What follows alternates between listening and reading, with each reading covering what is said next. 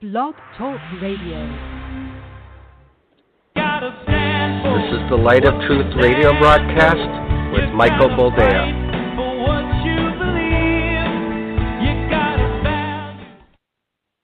All right, welcome to the program and thank you for joining us. This is the Light of Truth radio broadcast. I am your host, Michael Boldea, and I like that new short introduction.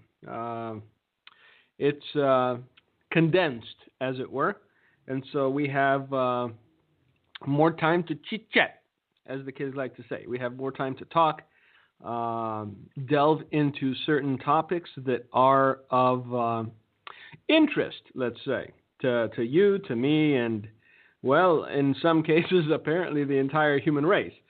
So we'll get into it. First, disclaimer, this is a recorded broadcast, but it is fresh. So fresh, in fact, that you might not even notice it's not live if I were not to disclose the information. But because I like to be, forthright, as it were, I let you know when I'm live and when I'm not. We were expecting a monster storm the last couple days. Apparently, it shifted, and we got some very, flimsy snow flurries at the most. But apparently, Chicago and Detroit are going to get hammered. If you're in Chicago or Detroit, we were supposed to get what you be getting. But the winds shifted, and so all is well. How about them debates, huh? I honestly, the two things that are sucking up all the oxygen in the news cycle are the coronavirus and the Democratic debates. And I am not inclined to discuss either because, as is always the case with human nature, I think that people overreact. People jump the gun, as the kids like to say, if not outright jump the shark. I read today that San Francisco has already declared a state of emergency over the coronavirus. And you want to hear the funny thing? Not one confirmed case of coronavirus in San Francisco as of yet. But they've already declared a state of emergency. Never mind that, people are walking around stepping on dirty needles and human feces. It's the one thing that they don't even have a case of that they fear the most. On Tuesday, San Francisco declared a state of emergency over the deadly Chinese coronavirus. Again, balance is key. Let me just begin there. Balance is key. I am not telling you not to be aware of what's going on. Apparently, this thing has spread to Europe. It's in Italy. It's in Afghanistan. It's in Iran. Pretty soon, it will be in Pakistan, as Obama was fond of saying, because, to say Pakistan would be beneath him. It would be lowbrow. So in Pakistan, I am sure you will hear of cases of corona in Pakistan, as well as pretty much everywhere else, because if it wasn't contained at the onset, if it was not contained at the genesis, if they couldn't put a cap on it and keep people from traveling and all that good jazz, because, well, evidently, you can pass on this thing before you yourself acknowledge and realize that you're symptomatic. So even when you're asymptomatic, you can have the virus, spread it to loved ones, acquaintances, and even enemies. That's the reality of it. Now, as I said, balance being everything, the mortality rate is floating at around 2%, they say.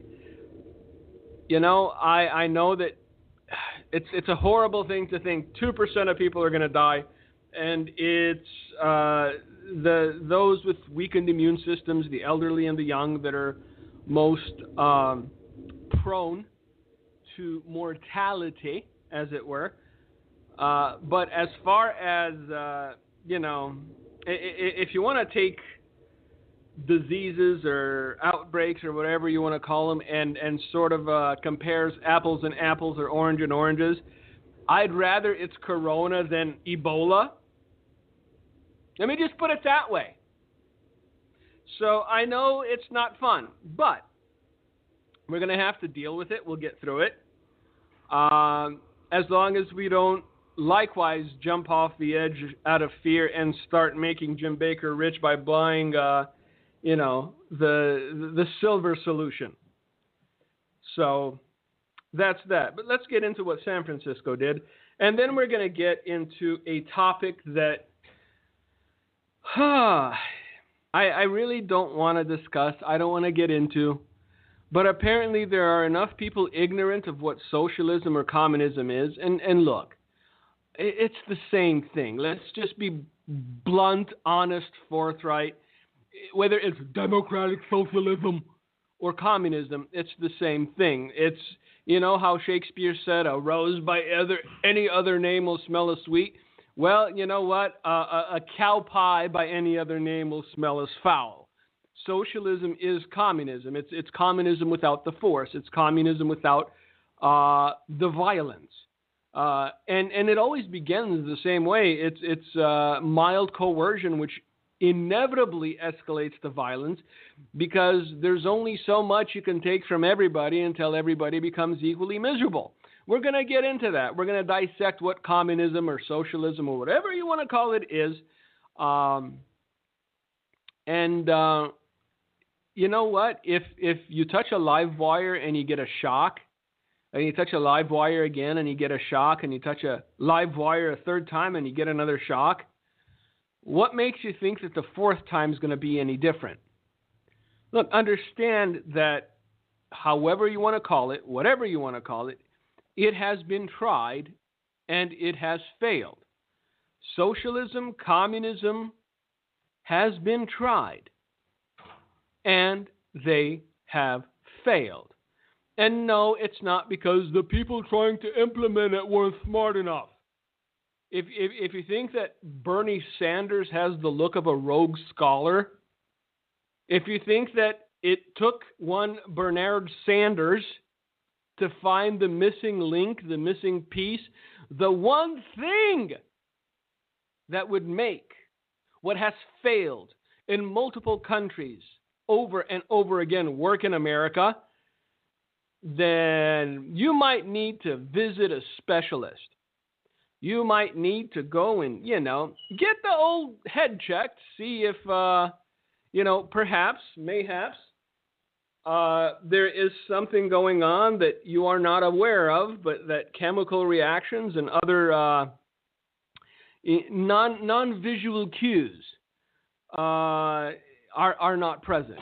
Because there is no one, there isn't one unwashed Bernie fan living in his car, growing out his beard, smelling like stale ale and Slim Jims, that looks at Bernie Sanders and goes, that man's a genius. No, that man is the natural evolution of, hey, we're going to give you some things for free. Because there will always be someone. Someone will come along, as is inevitable, as has been shown time and again, who looks at the other side and goes, well, if they're offering some things for free, as they would say in California, ¿por qué no todo? See, I said that with an American accent. Actually, if you want to do it Spanish style, it's ¿por qué no todo? That means, why not everything? And that's what Bernie Sanders is. He's the why not everything guy. Look, all of these people sharing a stage with me are insane. They're crazy. But they're only giving you some things for free. Me, Bernard Sanders, a man who's never held down a real job and has been suckling at the teat of government and taxpayers since, his early 40s because he had to get his life together. He's the one that came along and said, why not everything for free? You see, I have no pity for the Democrat Party because this monster that they're attempting to contain, they're the ones that created it.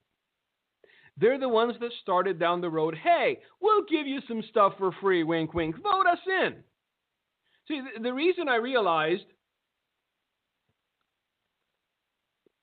where this was headed is because politicians in every banana republic do the same thing. When it comes time for, elections, when it's election season, the Santa Claus with the biggest bag of goodies oftentimes wins. Now, if there is one silver lining, if there is one caveat, it's that this country is not. This country doesn't have the history that other nations had, wherein socialism was an accepted thing. So it's very difficult for them to go along with what Bonnie would like you to have, or what Elizabeth Warren or any of the other people. It's a shameful glut of stupid up there. That's the only way you could really boil it down. You watch what they say, and there's the most cringeworthy of all to me. I know we're hopscotching around. We're going to get to San Francisco and the fact that they finally decided to declare a state of emergency for something that has not been confirmed as one case yet in San Francisco. But, people getting buckets of hot human fecal matter dumped on their heads has been going on for quite a while. If you haven't seen it, go to YouTube, check it out. If you want to see a truly traumatized individual. This woman had the look in her eye very similar to people who saw the hells of war up close and personal. You put a guy who saw all of his buddies get shredded by bombs and this woman side by side, and you'll see that same glazed look in their eyes. That woman's never going to be the same again. And I know it's California and it's warm, but she said it was hot. It was hot human fecal matter that she got showered with. So how do they get it hot? That's of all the things that I heard that disturbed me with this story. And if you don't know it, again, look it up. It's disgusting and gross, but this is what is happening in California. But now they decide it's time to declare a state of emergency because we don't have, as yet, one documented case of the coronavirus in San Francisco. Perfect time to say state of emergency. Anyway, back to, the absolute grotesque show that has become the 6 people left running for president on the Democrat ticket. If you haven't seen this, prepare to be angered. Prepare to just clench your jaw to the point that you'll get lockjaw, or bite your tongue to the point that it bleeds. I told you this a long time ago when there were 376 people running for the Democrat nomination. I told you the most dangerous person on that dais, for various reasons, was a man with large ears, one that does surprisingly look a lot like Alfred E. Newman of Mad Magazine, Pete Buttigieg. I told you, look, because he's the most dangerous one on there. If Pete Buttigieg gets anywhere near the seat of power, kids, if you're a Christian and you believe in your Bible, you are going to have trouble with a big old capital T. Now, the story is from the reputable and reliable Washington Times, and there's been enough talk about it where it's not fake news, where it's not something from The Onion. And the story is this. Pardon me, I'm sipping on a hot beverage from time to time because my throat is still a little, sore. So, Pete Buttigieg helps 9-year-old boy come out as gay. at a Denver rally. You heard that correct. Pete Buttigieg helped a 9-year-old boy come out as gay at a Denver rally. 9. See, we need to keep numbers at the forefront of our mind when it comes to this sort of just insanity. They're transitioning 5-year-olds, giving them, hormone blockers and destroying any future they might have. 5-year-olds. Now, a 9-year-old was helped by none other than Pete Buttigieg to come out as gay. I don't have many memories of what I was doing when I was 9, but what I do remember of my early childhood involves climbing trees, making slingshots out of branches and old tire rubber, going fishing with my grandpa. But there was no hint of sexuality, whether heterosexual or otherwise. I never looked at a little girl in school with her pigtails and her little communist uniform of blue and white check patterns and go, hey, I like girls. We're sexualizing 9-year-olds. Pete Buttigieg actually helped a 9-year-old boy come out as gay. You're telling me that a 9-year-old has the wherewithal and to marry to say, when I grow up, I want to be sodomized or be a sodomite. This is what presidential politics has become. This is the low bar to entry. Pete Buttigieg helps a 9-year-old boy come out as gay. But you're all aflutter over Trump's tweets? Seriously. So let's get into this, because when I saw the title, it made me angry. It's that anger that's boiling, and it won't stop boiling, because you see the agenda, you see what they're attempting to do. And this is not an isolated case. They're going after young kids, trying to mess with their minds, trying to confuse them. And between that and the Boy Scouts and the Catholic Church priests, there's no reason to wonder why homosexuality has exploded. Democratic presidential candidate Pete Buttigieg helped a 9-year-old boy come out as gay during a Denver rally Saturday night. Mr. Buttigieg, who is gay, read Zachary Rowe's question out loud and then invited the boy to join him on stage. Would you help me tell the world I'm gay too? I want to be brave like you. Now, you know that this was a political stunt. You know, this was all planned out. Even so, I'd like 30 minutes alone in a room with this child's parents.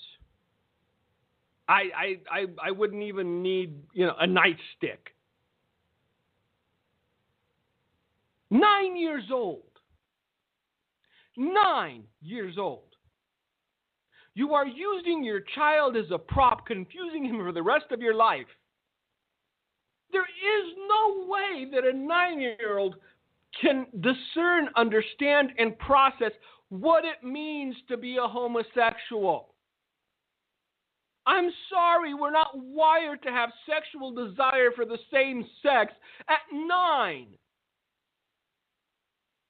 We're not hardwired to have sexual desire for the same sex at any age. Because once you start doing the research, once you start getting down to the numbers, once, you get past the propaganda, you realize that a lot, perhaps a majority of those who say they're homosexual were abused sexually when they were younger. It's a pathology. It's not a natural state for a human being, because if it were a natural state, there would be no continuity of species. That would mean nature itself was on a suicidal track. But we're getting a little into the weeds. Let's continue. Zachary entered the stage as the crowd cheered and chanted, "Love is love." 9 years old. Love is love. 9 years old. So we're not just talking about homosexuality, we're talking about pedophilia as well. 9 years old. Love is love.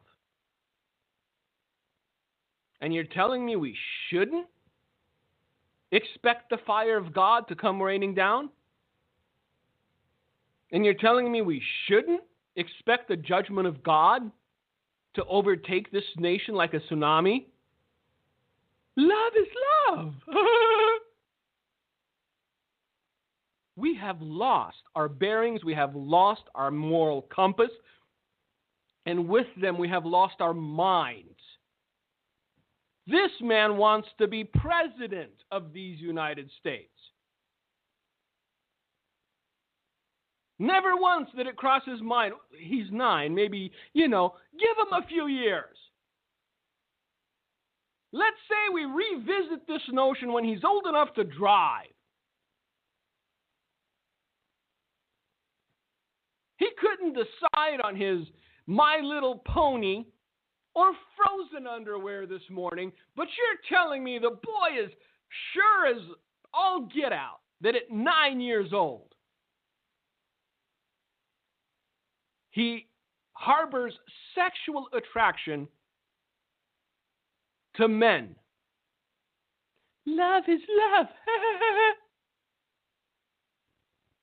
And yes, I know, I've harped on this, and I'm going to continue to do it because nothing's changed. I blame the church. The church is to blame. We talked about this last week. An AG church in Texas, of all places, has now opened its arms and its heart to the LGBTQPRSWW community. Yes, all inclusive. Do what you want, when you want, how you want. Jesus still loves you. Just give us your tithe. So here we are. I don't know where to go from here. We've now embraced the notion of homosexual pedophilia, because that's what it is. He's 9. 9. He was born in 2011, not 1972, not 1987. A 9-year-old boy being used as a prop to push pedophilia, to push homosexuality, and you have a crowd chanting, "Love is love."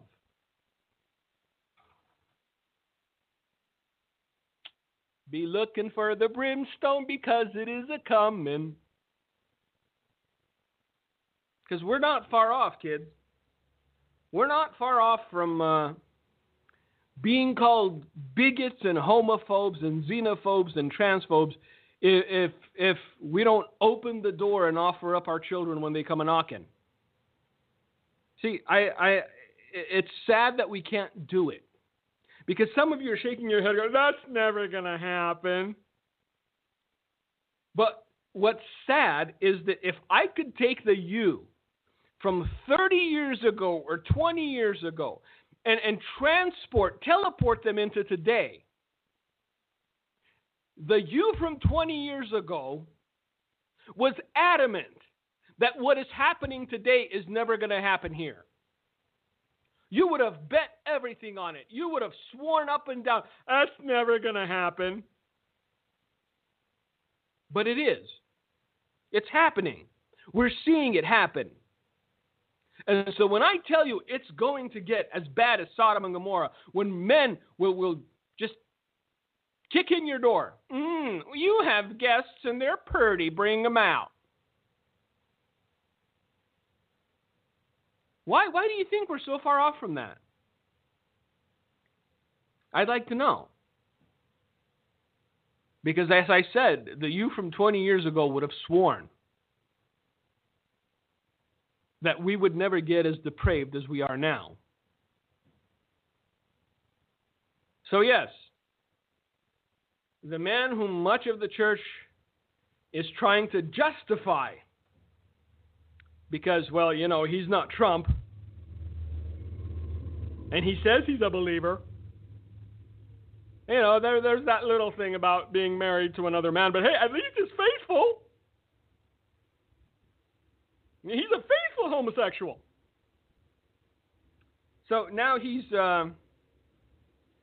bringing 9-year-old boys on stage at political rallies, helping him come out as gay, with crowds chanting, amore es amore, or love is love.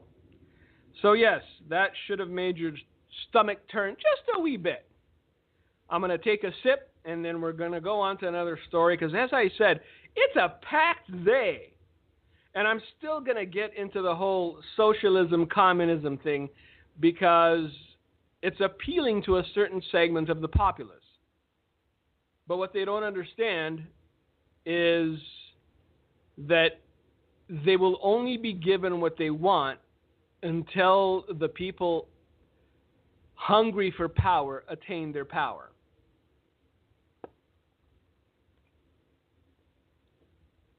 So let's talk socialism.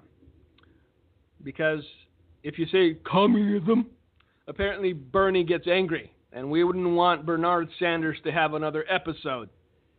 You know, fragile ticker and all. So let's call it democratic socialism, as he is fond of saying, because he's for the working man. Look, Bernie Sanders doesn't care about the working man. Bernie Sanders wouldn't give a flying rip for the working man if he had a satchel full of flying rips.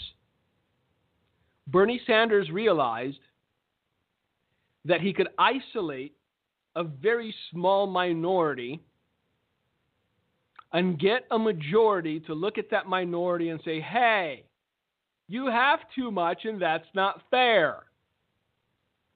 That's why Bernie Sanders keeps beating the drum on billionaires and millionaires. Well, he doesn't say millionaires anymore now, does he? Because he's a millionaire. See, as soon as Bernie became a millionaire, he stopped talking about millionaires. So now it's only the billionaires that are evil and rotten. So I'm going to go through this because I think it's a good way for you to explain socialism to other people that don't quite understand it. Imagine a giant ladder, 100 feet wide, 50 feet tall, with people climbing up that ladder at various stages of rungs. Now, some people only dream of getting to the top of the ladder. That's it. They devote their entire lives to getting to the top of the ladder. Others are comfortable at the bottom of the ladder. Others are comfortable midway up. But you see, the more you climb, the harder it is on you. The more you climb that ladder, the more you exert yourself. If you start talking to people who built up businesses and became the dreaded billionaire, I guarantee you that most of them, if not all of them, will look back on their life and point out what they had to neglect in order to succeed in business. Some neglected their wives, some neglected their children, some neglected their health, some neglected all three. Because to them, getting to the top of the ladder was preeminent. It was the singular desire of their heart. I know, I'm not going to spiritualize this. I'm not going, well, it should have been Jesus. I'm talking practical terms. I mean, we can still look at what some people in the world do and analyze their conduct because we need to, tease out a few truths. So there are some whose only dream and desire is to get to the top of the ladder. Now, most of them, once they get up there, realize it wasn't worth the sacrifice. It wasn't worth the heartache. It wasn't worth the headache. It wasn't worth the trouble.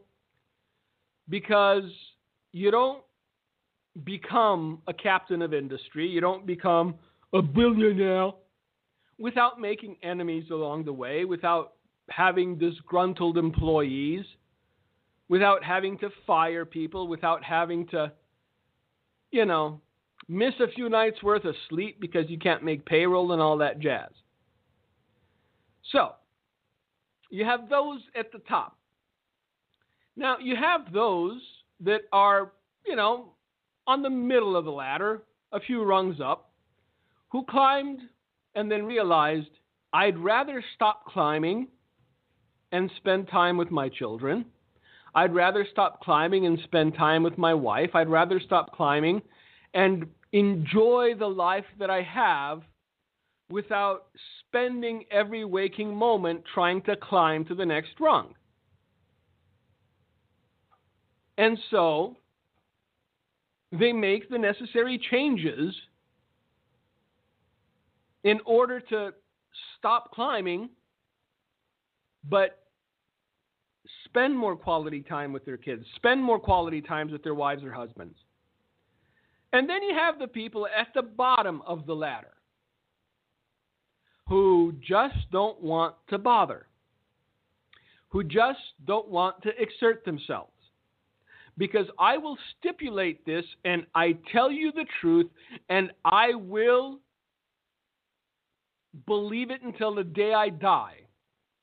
If you want to succeed in America, you can succeed in America. I'm not talking about becoming a billionaire, but being comfortable. There's 1,000,001 ways to earn a living in this country. Now, along came none other than Bernard Sanders, a man whose past is very questionable, a man who praises the likes of Fidel Castro and the old Soviet Union. Things like that. And he comes along and he says to the mass at the bottom of the ladder, look at all those people up there. Look at all those people on the top rung. They don't deserve to be there. You got them there.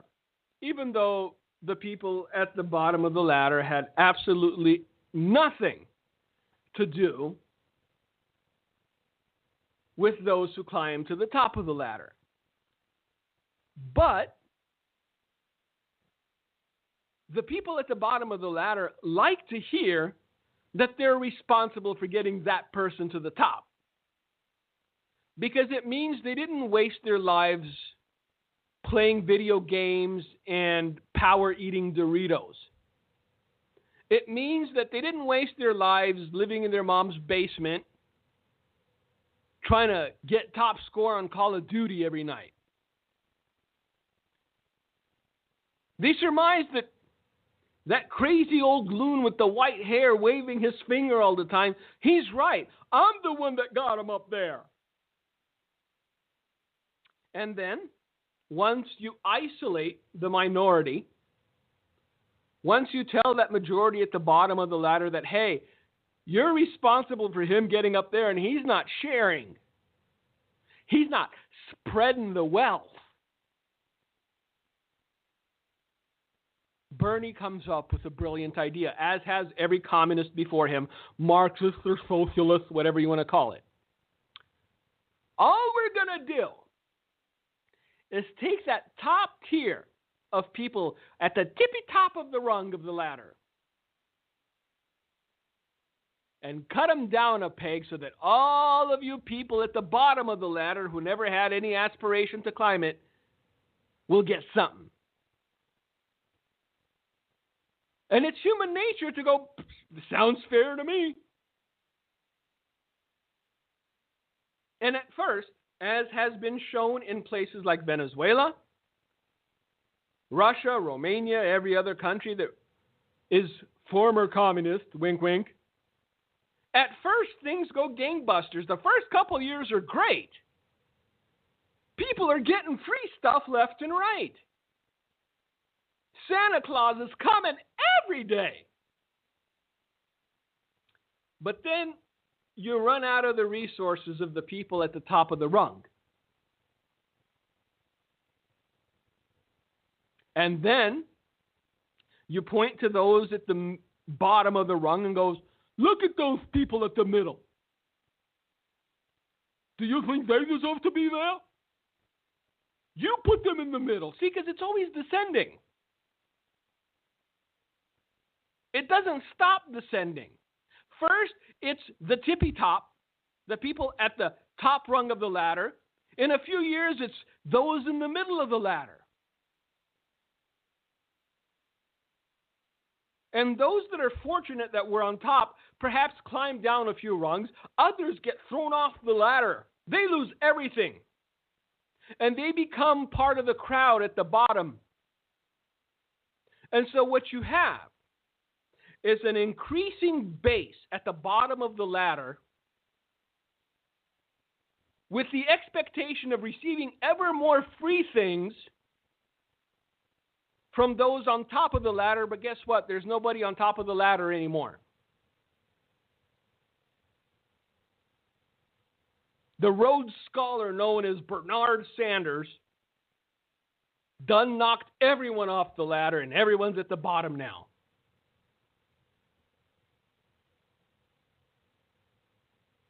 And then you have a mass of people looking at each other going, hey, where do we get our free stuff now? And it dawns on them, we've been taken. We've been fooled. We've been snookered. But by that time, it's too late. Because if, and I know it's highly unlikely, but only if you don't remain indifferent, only if you don't remain apathetic. But if someone with the mindset of Bernie Sanders becomes president, beginning on the first day of his presidency, his constant desire, his constant drive will continue to be to consolidate power. And all he has to do is keep the rubes happy for as long as it takes him to consolidate power. And once he has consolidated power, once he has control, off comes the velvet glove. And you see Bernie's scrawny hand with his upraised finger going, pay your fair fare. Everybody's got to pay their fair fare. But, Bernie, you got 3 homes. I don't have one. I've got a mortgage, kid. So how about you pay your fair fare? But he never will. Because that's the other dirty trick. That's the other unspoken truth about socialists and communists. They're not bright enough to make it anywhere else but in politics. And once they do, they are not willing to give up that power. Because even at your most generous, even when you feel yourself being the most magnanimous individual to have graced this earth, You can take one look at Bernard Sanders and you know that he never could have been a captain of industry. He is a true believer. Don't get me wrong. He believes in the nonsense he's spouting. That's why he's pulling ahead of all these other people. Because everyone from Sanders to what's his name, Biden, to even Bloomberg, they're not true believers. They're just going through the motions. And this is why Bernie's connecting with a certain segment, man. This is why Ceausescu back in the day connected with a certain segment. Because he believed the nonsense he was spouting. And the nonsense he was spouting that he believed wasn't so much that he wanted to help the worker, he wanted to help the citizen. But that socialism would make his life better. They're not going to make it work. They can't. It's impossible to work it out because eventually you run out of people on the ladder. And everyone's at the bottom looking up, trying to get some crumbs from Bernie. So, yes, the Democrat Party has un poquito problema, as the Californians are fond of saying. They have a wee tiny problem because the man they didn't expect to get any traction is pulling ahead of the pack. And they know that we're not there yet. They know that if it's a heads up between Bernie and Trump, Bernie would lose in a landslide. Give it another 10 years. Look, if Bernie was 20 years younger, I guarantee you he'd be president in 2034. Because it's the trajectory towards which we're headed. You have to look at trajectory. You have a lot of the older folk that knew what it meant to pull themselves up by their bootstraps, that knew what it meant to work hard. And then you have this up-and-coming generation of absolute losers who smell like weed and hemp and body odor, whose mind shuts off after they hear the word free. Because if you take a look at all the things that have been promised for free, from education to healthcare to daycare to babysitting to transition surgery, there's not enough money in the world, never mind in the U.S.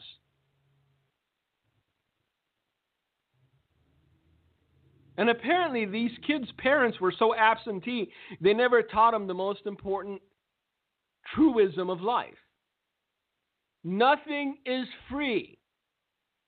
Everything, somebody, something. And by the time they realize it, by the time they realize they've given up their freedom, their independence, their choice, for a few scraps that Bernie's willing to throw at their face to shut them up, it'll be too late. So, for a little while, I guess, if Bernie does become the Democrat nominee, you should probably short shampoo and soap, because them Bernie bros don't look like they use it much.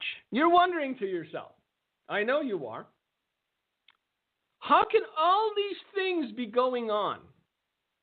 How can these people have such idiotic ideas and the media doesn't call them out on it? Hint. Because the media is in on it. I just happened across a story. It's just so you understand that there's a concerted effort to dumb down the population. There is a concerted effort to spoon feed you a certain narrative. Because all things being equal, if the media was unbiased, this nation's ideology would be very different. But I just ran across this. These are the people presenting the news to us. These are the people, the gatekeepers, as it were, of the information they deem necessary for you to digest. ABC News' David Wright identifies as a socialist. That's right. This is a senior ABC News correspondent. And I know, because he's going to come out, well, my views don't matter. I am an unbiased reporter. But if you go, I guarantee, if you go through the history of what he's reported, there's a bend. There's a concerted effort to make you think one way because that's what they do. Senior ABC News correspondent David Wright accused his own network of denying President Donald Trump credit for his administration's accomplishments and revealed that he's a socialist, according to an undercover video captured by Project Veritas. I like these Project Veritas guys, man. And apparently these people are so dumb they keep talking to strangers about things they shouldn't. So now it's David Wright's turn in the barrel. I feel terrible about it, Wright says of ABC's coverage of the presidential election. I feel that the truth suffers, the voters are poorly informed, and people have the opportunity to tune into whatever they want to hear. But you're still a socialist. It's like there's no upside in our there's no upside in, or our bosses don't see an upside in doing the job we're supposed to do, which is to speak truth to power and hold people accountable. Please, hold people accountable? You people haven't held anyone accountable since George Bush was president. In another part of the video, Wright claims that the media doesn't hold President Donald Trump to account, and then he admits that reporters don't give the president credit where it's due. Well, that's obvious. I think some of that, at least, in the place that I work and places like it, that with Trump we're interested in three things. We're interested in the outrage of the day, the investigation, and of the palace intrigue of who's backstabbing whom. Later in the footage, Wright is asked about his political ideology, to which he says that he not only sees himself as a Democrat socialist, but a full-blown socialist. So you have a man that's making, I would hazard to guess, over $1 million a year for doing nothing more than dressing up, holding a microphone, and talking in 30 to 45-second sound bites. See, it's the same mistake that we made with people who we thought were indoctrinated into, violent Islam. We thought it was only the goat herders. We thought it was only the uneducated. We thought it was only those people who'd never seen a book in their life, and, well, when they saw a pencil, they thought it was for stabbing somebody. And then we realized that there are Islamic extremists who went to Harvard. There are Islamist extremists who went to boarding school in Switzerland. There are Islamic extremists who are multi-millionaires and some who are billionaires. And we're seeing that it's not only the unwashed and it's not only the, how do I put this? Cleanliness challenged that gravitate towards socialism or democratic socialism. But even people like Mr. Wright, who not only sees himself as a Democrat socialist, but as a full-blown socialist. And he continues and says, I think there should be national health insurance. I'm totally fine with reining in corporations. I think there are too many billionaires. And I think that there's a wealth gap. That's the problem. So, Mr. Right is somewhere, not top of the rung, but second, third tier. And he's looking up and he sees a few people at the top of the rung and he goes, there's too many of you up there. Not realizing that once those people are pushed off, it's his turn next. And this is the one secret that communists and socialists, again, whatever you want to call them, really like to keep close to their chest. Once we get through with the billionaires, once we get through with the millionaires, once we get through with the 100,000-aires now, eventually it will be your turn. But hey, vote for us. Until it's your turn, you'll get some free baubles.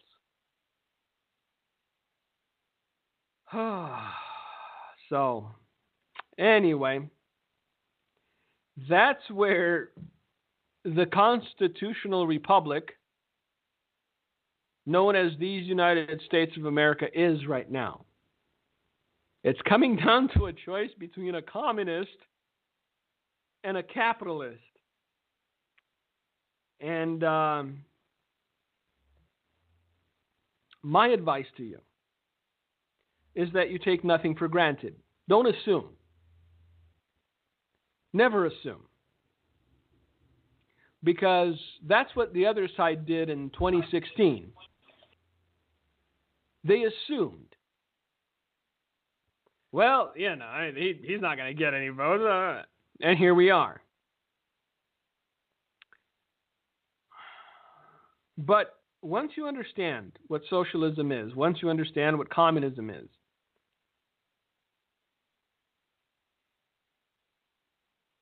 you'll do everything in your power to reject it and convince other people to reject it as well. Because unlike Bernard Sanders is fond of saying, democratic socialism is bringing everyone up. No. Democratic socialism is dragging everyone down. And I understand, I'm not a billionaire, I don't care. Well, no, you're not. And neither am I. I'm not a millionaire or a 100,000-aire. However, in the current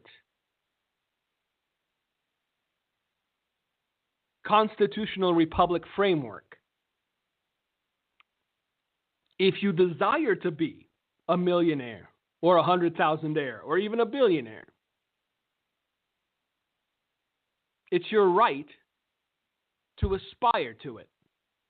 It's your right to work towards it. In Bernie Sanders' framework, that of democratic socialism or communism, anytime you aspire to touch the ladder, anytime you aspire to climb one rung above, there would be a semi-literate with a giant bat that will rap you on your knuckles for even daring to attempt to aspire to anything more than the crumbs that he's willing to throw at you. And that's the difference. So, there would have been a lot more to talk about. We didn't even get to the San Francisco declaration that they need to declare a state of emergency over the coronavirus that hasn't been documented as even having one case in San Francisco. But we'll see where it shakes out. Look, I think that for the last few days, the world's been in a panic because they were hoping that it gets contained, and now it's spreading throughout Europe, and if it's in Italy, man, it'll spread everywhere, including Romania. I hope I'm wrong, but 30% of the people working in Italy are Romanians, and they visit home often. So, but again, balance.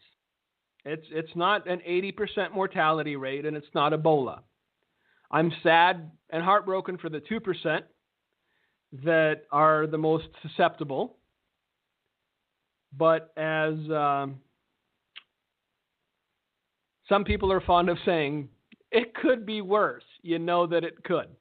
Anyway, thank you for joining us. Thank you for listening to us. Hopefully we will be with you again next week. Hopefully we will have better news to report. But until then, may God bless you. May God keep you. This has been the Light of Truth Radio broadcast. Until next week, God bless. Gino, if you've got anything to say, it's all yours. Amen. Thank you, Mike. I just want to mention that March 6th in our area in Watertown, Wisconsin, we're going to be having a Stand 2020 event where Michael will be speaking. And it's basically an event to encourage leaders around our state and others to get more active in the communities and in our state to defend the faith and to be proactive. And if you're interested in coming to that event, the tickets are free. There is a meal cost involved. And you can email us at handofhelpoffice@aol.com, and I will email you back on how to get tickets, etc. Also, our website, handofhelp.com, we have books and DVDs. The Battle Ready Believer is a book that we will be promoting the night of the Stand 2020 event, a very good book on your armor and the weapons of our warfare. And we encourage you to check that out as well.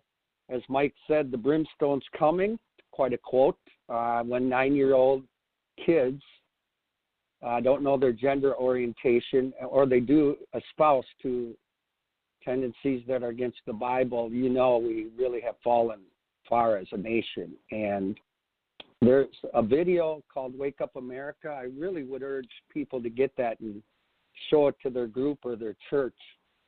And the Through the Fire Without Burning book, a whole testimony of what Dimitri Duduman went through and the message God gave him for America. And we never want to forget there is a message God gave for America, 100% message from God about our country.